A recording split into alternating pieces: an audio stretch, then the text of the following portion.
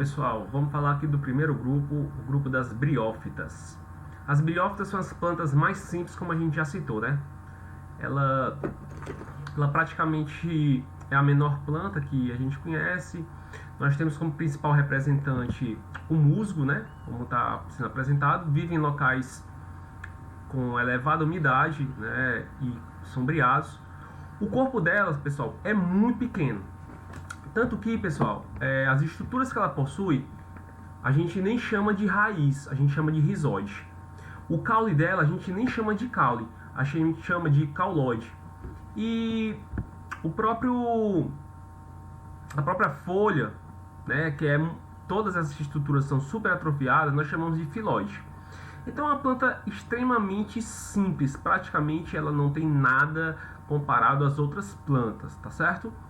Ela também não possui um sistema de sustentação rígido por conta dessa atrofia desses membros, dos poucos membros que ela possui, beleza?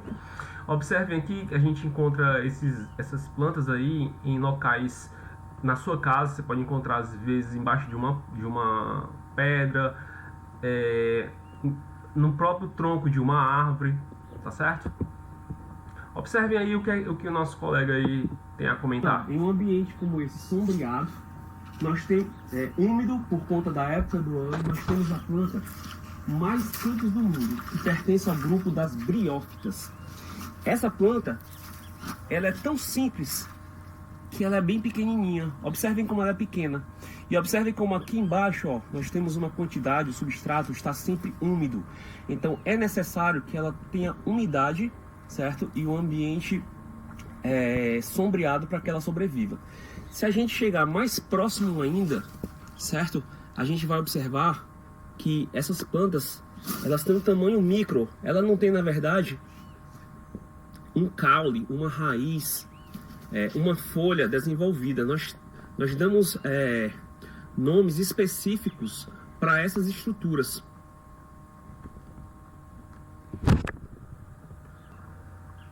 O meu combustível, que é o oxigênio, e os alimentos, eles são transportados através dos meus vasos condutores, né? Através da minha artéria, retorna pela minha veia. E as plantas também são transportadas por vasos condutores, que é o xilema e o floema, que nós vamos ver mais adiante. Mas as briófitas, elas são avasculares, o que significa dizer que elas não possuem os vasos condutores. O transporte da água e dos nutrientes se dá de célula em célula. Ou seja, o sistema de transporte de nutrientes deles é extremamente lento. Uma planta grande, ela rapidamente transporta a água da raiz até a folha, graças a esses vasos condutores que ela existem. Como as briófitas não possuem, o sistema de transporte é extremamente lento, o que não é desvantagem para ela por conta do tamanho. Mas para uma planta grande, para um animal grande, não ter vasos condutores é um problema, certo? Então, as briófitas, por serem pequenas, a água e os nutrientes vai sendo transportados de célula em célula. Esse é um processo chamado de difusão, ok? Observem as briófitas aqui no slide. Observem o quanto elas são pequenas. Claro que na imagem aparenta ser grande, mas no vídeo anterior ela parece um tapetezinho com pequenos pelinhos, certo? É mais ou menos a estrutura dela. Ampliando essa estrutura, a gente observa que ela tem também estruturas reprodutivas, que nós vamos comentar no próximo slide. Possuem vasos condutores. Como elas não possuem vasos condutores, elas não conseguem se desenvolver. Não existe uma eficiência de transporte de nutrientes, de transporte de água ao longo do corpo dela. Para que isso seja feito, é necessário que esse transporte de água e nutrientes, sais minerais, seja feito de célula em célula, através de um processo chamado difusão. É por isso que elas não crescem, porque elas não possuem esses vasos condutores. E para se reproduzir, outra característica bem importante dela, elas precisam de água para se reproduzir. Então a célula masculina, ela possui uma característica que é muito comum no espermatozoide, para ela se locomover, que é o flagelo. Então a célula masculina, o gameta masculino, certo, do musgo, ele se transporta através da água, certo? Se movimenta através da água até encontrar o gameta feminino, que é a oosfera, certo? Dos musgos, ok? Outro fato importante também, pessoal, para comentar, é que essas plantas elas não estão totalmente protegidas contra a desidratação. A grande maioria das plantas possui uma películazinha chamada cutícula, que protege elas contra a desidratação. Já as briófitas não conseguem ter essa cutícula com eficiência, ou não possuem. E por isso necessitam sempre estar em locais úmidos, certo? E sombreados, para evitar a sua desidratação. Mais uma coisa também que a gente tem que lembrar é que as briófitas, como elas não possuem órgãos reprodutores, flores, né, visíveis, né, elas não possuem grão de pólen, né, que são transportados, elas necessitam da água para se reproduzir, certo? A parte do gameta, certo, masculino, ele necessita da água para ser transportado. Vamos observar esse ciclo, certo, das briófitas. Observe o seguinte: as briófitas são bem pequenininhas, então, só que assim como animais e assim como algumas plantas, existem briófitas também com sexos separados. Então eu tenho aqui uma plantinha, só lembrando que essa plantinha aqui é bem miudinha, tá? Então eu tenho aqui a plantinha masculina e tenho uma plantinha feminina, certo? Eu tenho duas fases aqui no ciclo reprodutivo das briófitas. Eu tenho uma fase duradoura, que é uma fase eterna. Então toda vez que eu ver a plantinha lá, aquele tapetezinho, eu estou falando da fase duradoura. É uma fase haploide, em que o número de cromossomos daquele indivíduo é sempre a metade. E eu tenho uma fase passageira, ou seja, temporária, que é uma fase diploide, em que os cromossomos eles estão no número total, no número 2N, certo? Então praticamente a fase toda da vida das briófitas é uma fase haploide. Apenas na fase, certo, em que estão se formando, certo, os esporófitos, é que ela é uma fase diploide. Então o que acontece? Essa plantinha aqui, ó, a plantinha masculina, ela tem um número N de cromossomos. E a planta feminina também tem um número N de cromossomos. Aí o que acontece? Eu não vou falar todos os nomes, que não é tão importante pra gente. O mais importante é a gente entender o processo. Então, a planta masculina, ela produz o anterozoide. E esse anterozoide é flagelado, ou seja, ele precisa da água para poder se movimentar e ir de encontro à parte feminina da planta, ó, parte feminina da planta, que tem a sua célula sexual, a oosfera, que também tem um número N de cromossomos. Então, o anterozoide, quando entra e fecunda a oosfera, ele junta os dois cromossomos, né, N com N, formam um número 2N de cromossomos. E aí esse número 2N de cromossomos começa a se dividir, começa a sofrer mitose. Então esse número 2N gera uma outra célula com 2N, que gera outra, outra, certo? E aí eles vão formar isso aqui, esse bolo aqui vai formar o esporângio. Só lembrando, a plantinha todinha é N. Apenas essa parte aqui, ó, que produziu o esporângio é que é 2N. Aí beleza, uma vez formado essa pontinha da plantinha, que é 2N, essa ponta da planta, ela precisa formar os esporos. E esses esporos, ele precisa ter novamente a metade do número de cromossomos. E para dividir a metade do número de cromossomos, a gente tem que dividir ao meio. E aí vem o processo chamado meiose, em que aquele número 2N de cromossomos vai se transformar ao meio. Ou seja, 2N se transforma em N. Então, essa cápsula aqui, certo? Produz dentro dela os esporos com a metade do número de cromossomos. Aí o vento bate, leva esses esporos para diversos locais. E quando esses esporos encontram os ambientes ideais, com luminosidade, cobertura e umidade perfeitos, Aí nasce aí de novo um musgozinho, uma briófita. E aí volta de novo, mais uma vez, a ter o ciclo haploide. Então o que a gente tem que saber nesse ciclo aqui? Que as briófitas em especial, elas existe a necessidade de água para elas se reproduzirem. E a reprodução delas se dá em duas fases, a fase duradoura e a fase passageira. Na fase duradoura, as plantinhas são haploides, certo? Aí geram uma célula sexual que entra, um anterozoide, que entra dentro da oosfera, forma uma célula diploide.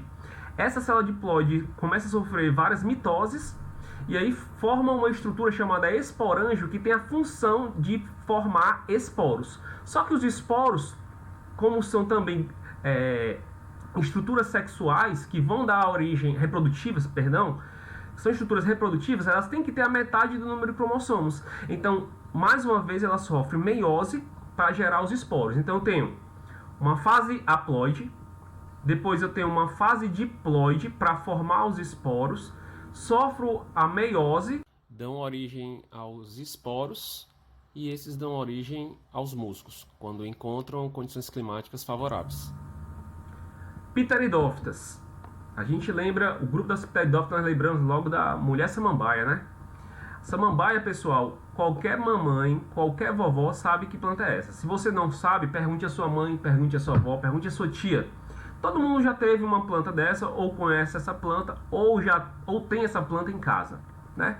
É uma planta, né, de porte maior. Se tem porte maior, é porque tem uma eficiência no transporte de água e nutriente, ou seja, tem os vasos condutores. As briófitas não são pequenas porque tem os vasos condutores, não possuem vasos condutores. As pteridófitas já surgiram os vasos condutores, então elas já conseguiram ter uma eficiência no transporte de água e assim cresceram.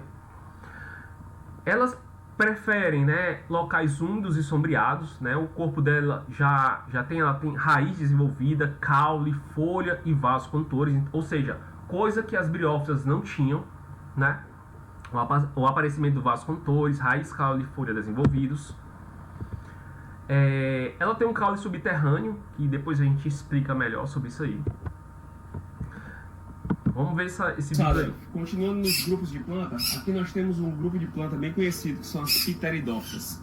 O segundo grupo de plantas que desenvolveram, já que elas conseguiram crescer, elas conseguiram desenvolver os vasos condutores, com uma eficiência maior de transporte de água e nutrientes. Observe que uma das características reprodutivas da samambaia são essas bolinhas que estão aqui, ó, embaixo da folha, como vocês podem observar. Essas bolinhas aqui que estão embaixo da folha são chamadas de soro. E esse soro aqui, certo, dentro existem os esporos.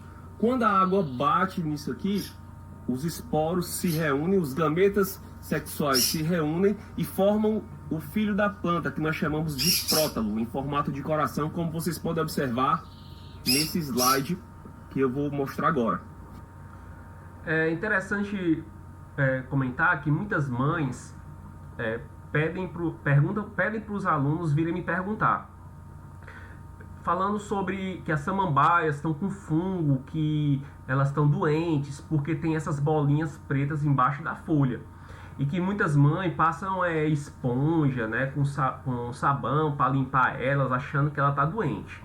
Pessoal, muito pelo contrário, esses pontos pretos mostram que a planta está na fase reprodutiva e que ela está altamente saudável, né? Então isso aí é uma característica da espécie, certo? Do grupo, certo? Ter esse tipo de reprodução com essas bolinhas que nós temos aí. Mas ampliando melhor essa imagem, certo?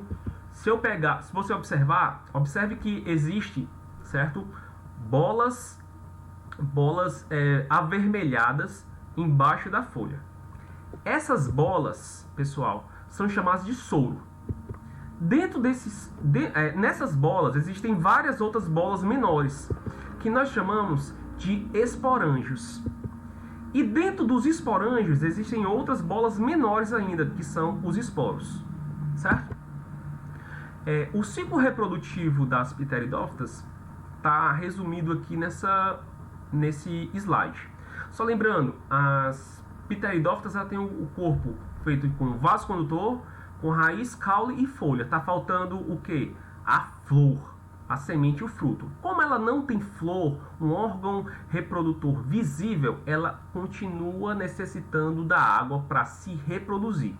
Então observe aqui, ó. Aqui nós temos a folha da briófita, abaixo, atrás da folha nós temos os soros, aí temos os esporângios, que são as bolinhas. Dentro do esporângio nós temos o esporo. Até aqui, nesse momento aqui, o esporângio sofre meiose, ou seja, o número de cromossoma aqui é máximo, se divide ao meio, formando os esporos com a metade do número de cromossomos, os N. Do Brasil Escola, o maior portal de educação do país. Um vídeo bem esclarecedor sobre o ciclo reprodutivo das pteridófitas. A fase duradoura das pteridófitas é a fase esporofítica, diferente das briófitas, que eram a fase duradoura, era a fase gametofítica. Isso vai mudar o quê? Se é uma fase esporofítica, ela é responsável por produzir os esporos. E ela é diploide, ou seja, ela tem um material genético completo. Onde é o foco dessa parte? Você tem que observar as folhas. Eu tenho as folhas enroladinhas aqui que nós chamamos de báculo, tá? Mas nas folhas adultas, nas próprias folhas já prontas para a reprodução, no verso dela, na parte de baixo delas, eu encontro os soros. É umas bolinhas que ficam ali grudadas na folha. Se você um dia já pegou ali, já arrancou achando que era uma sujeirinha, alguma coisa, não, faz parte da reprodução delas. Esses soros são o esporângio da planta, ou seja, é a estrutura que vai realizar a produção de esporos. Essa produção de esporos acontece através da meiose, ou seja, saímos de 2N, vamos sofrer a meiose, então os esporos serão haploides. Depois de confeccionados, depois de prontos, eles serão liberados e esses esporos procurarão um ambiente propício para sofrer uma germinação. Quando eles germinarem, eles darão origem à nossa fase passageira, que nós chamaremos de fase gametofítica. Essa fase será responsável por produzir os gametas. E vale lembrar que essa estrutura também recebe o nome de prótalo ou protalo, depende um pouquinho da tradução lá do seu livro. Nessa fase passageira, nessa estrutura aqui, vão se diferenciar duas estruturas que a gente já conheceu lá nas briófitas, que é a estrutura feminina do arquegônio e a estrutura masculina do anterídeo. O que o anterídeo vai produzir? O gameta masculino, que é o anterozoide. O que o arquegônio vai produzir? O gameta feminino, que é a osfera. Na presença de água, não esquece, pessoal, isso aqui é uma planta dependente de água para reprodução. Na presença de água, os anterozoides vão nadando até o arquegônio. Chegou no arquegônio, vai acontecer o processo que nós chamamos de fecundação. E lembra, se são dois gametas, os dois são haploides. Eles vêm de uma fase gametofítica haploide. Então, N mais N, eu vou formar um zigoto, né, que é diploide, depois da fecundação, e esse zigoto vai se desenvolver e vai se tornar o meu esporófito jovem. Sobre quem? Sobre a fase gametofítica. Então, o gametófito aqui é haploide ainda. Essa fase vai se desenvolver, vai crescer e vai dar origem novamente a uma planta adulta capaz de se reproduzir. Então, o ciclo das pteridófitas é bem simples. Principal diferença em relação às briófitas é que a fase duradoura agora é esporofítica, diploide, e a fase passageira, gametofítica, haploide. Então, pessoal, o ciclo das pteridófitas é esse, bem simples. E como ele também começa em diploide, passa por haploide e volta a ser diploide, também é considerado metagênese ou alternância de gerações. Não se esquece da diferença principal lá das briófitas, quando nós falamos da fase duradoura e da fase passageira.